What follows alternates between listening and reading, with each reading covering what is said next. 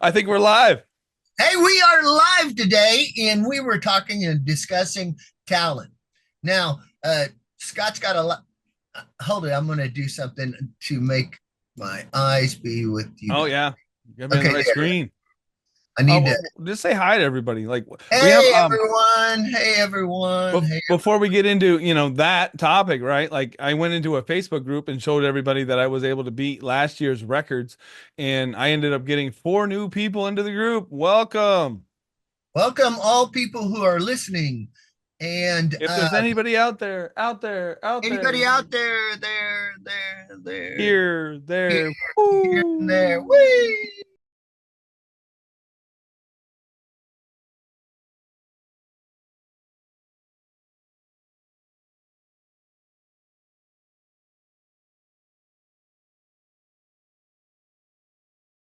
Okay, let's get serious, a little bit serious. We're talking about talent today. There's all kinds of talent. Scott does a lot of talent with DJs and his equipment and putting up everything. So you have to have different talents.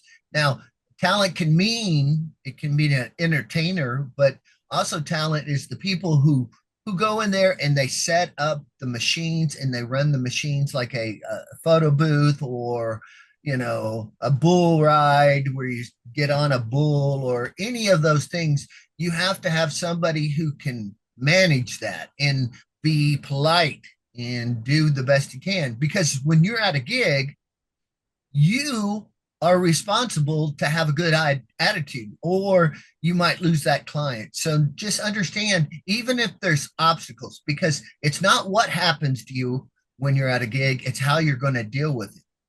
So, my entertainers, some of them are prima donnas, and that's okay as long as they have the talent and they are not rude to the guests. But, that's what you got to really watch out for, being rude to somebody at an event, because you're not the guest, they are. And some of my entertainers don't realize that. Sometimes they think they're above that just because they're so good, and they are good. I'm going to tell you, they have talent and they are the best of the best in our area. Yet sometimes prima donna comes up and they go, oh, and you don't have to, but it's a good thing to talk to your people if that's happening. Because I had one of my best artists get kicked off a gig because he was snarky to he didn't know it, but to the head of the group, and he got kicked out. I mean, he had it. He was the best artist in Dallas, one of them, and he got kicked off an event because just being snarky. So if you don't know your jokes are going to go, don't do stupid jokes that could get you in trouble. I can tell you, this is an experience. Okay. I would say 40, 30 years ago, I was talent, and I brought a cherry, just a little fake cherry on a bus. And I actually did drop it. I didn't know where it went. And I said, I lost my cherry. And I got a formal complaint over that. So you got to watch the things. And I really didn't do anything. I thought that was kind of funny, but whoever's on that bus thought it was way above the line. And I've had another guy who would go up and put a balloon on somebody and said, put a heart on it, and says, hey, we have a balloon with a heart for you. And again, the guy got in trouble. And so watch what you're saying. And when you go to a gig, be professional. And we know, Scott, we talked about this before, dress professional. You need to, and when you're in front of the public, have a smile and do what you're supposed to do. And don't, it doesn't matter. It doesn't matter if whatever happened, you just got a divorce, you just got, your car just got wrecked, anything, this hurts you, but you're going to have to put on a happy face until after the event. I can tell you, for the last week or two, all my events, I have a pinched nerve in my hands when I'm juggling knives, or if I'm you know throwing something or balancing, a big 4 foot sword, or any of the balancing act I do, or any of that, it hurts. Yet I can't go up to him and say, "Oh, this hurts so bad, and I can't be here." You have to go on. And I told you that one time when I was so sick. I mean, deathly sick, and I went to this gig, and I they didn't pay me, but I would have been if they didn't. So I had to leave, and we won't go into that one. So, but anyway, back to the point, and back to the point is that uh, stop it. Just stop being grumpy. My God. Be thankful you got a gig. When you go to a gig, it's not, you have to become the entertainer. And that is a have to if you're going to make it in this, or you're going to get people. I mean, you can be rude, but you're going to lose that client. And if you're working through agents, I worked through 84 agents in my career. And if you're doing that, you're going to lose your agent, you're going to lose your business, and uh, keep your poop at home. Don't bring it to the gig. What do you got on that? Well spoken. Yeah, I've been there. you know. So basically, sometimes people get frustrated because they don't understand the person in front of them. And when you start to study personalities, you can then pick apart what type of personality is in front of you, and then you can learn how to talk to them in a language that works best for them. Now, we do have a class that talks about the four major types of personalities. And as you listen to somebody talk, you can basically place them into one of those categories. And then once you know what category that they're in, then you can move forward with their language. Now, the four categories, of course, we talk about them all the time. We have security, we have money driven people, we have kinesthetic driven people, and we also have prestige driven people. So, as a talent agent, you would think most of the people would be prestige driven. Since I am money driven, the people that are best suited for my company are security driven.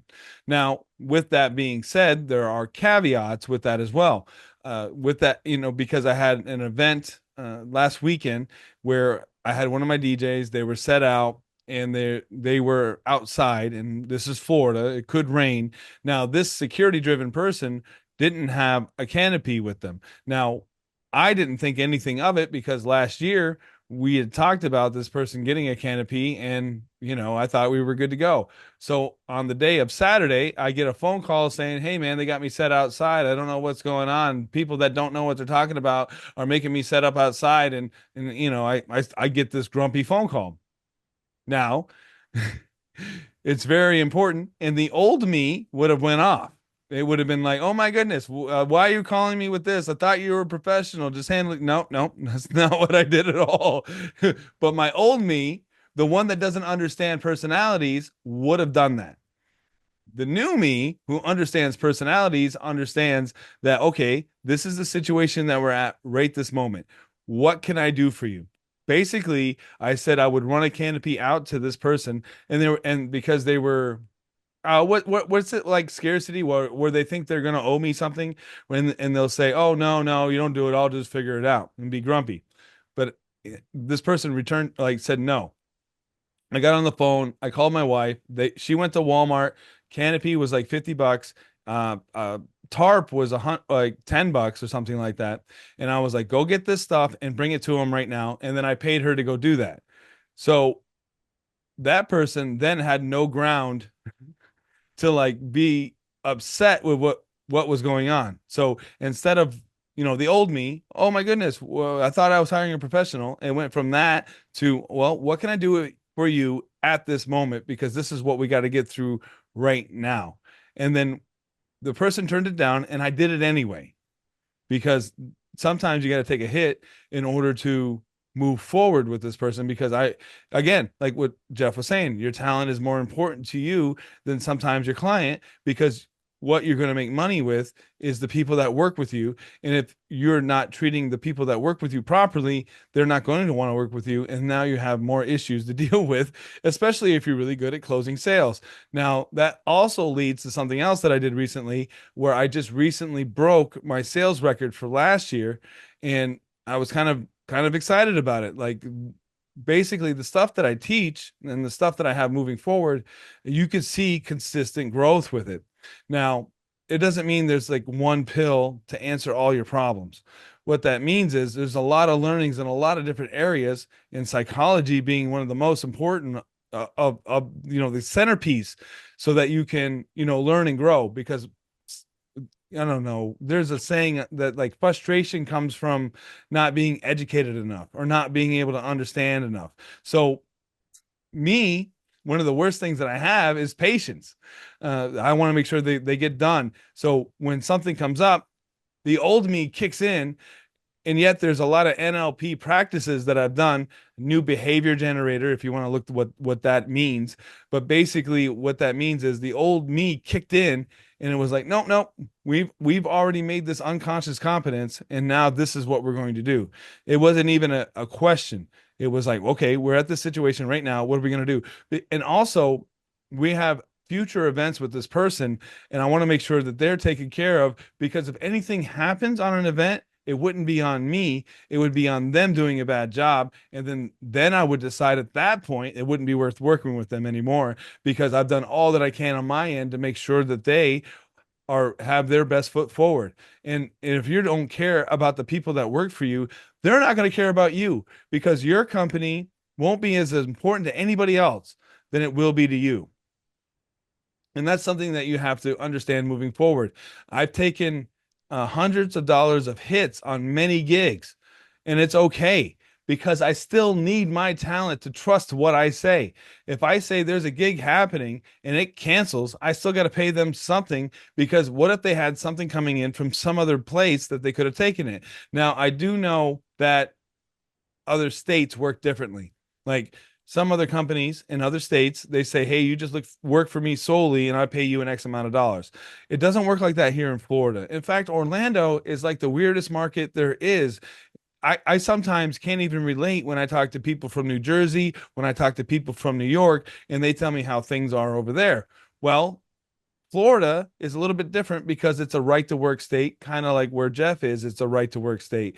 They don't have to work for you if they don't want to. So, what you do as a business owner, make it the best possible situation that they can be in, because there's other people that they're going to work for, and they'll be more likely to return your text message and do a good job for you if you're treating them right. Now, are you worried about the short game? Or are you worried about the long game? And that's when it comes into my sales records.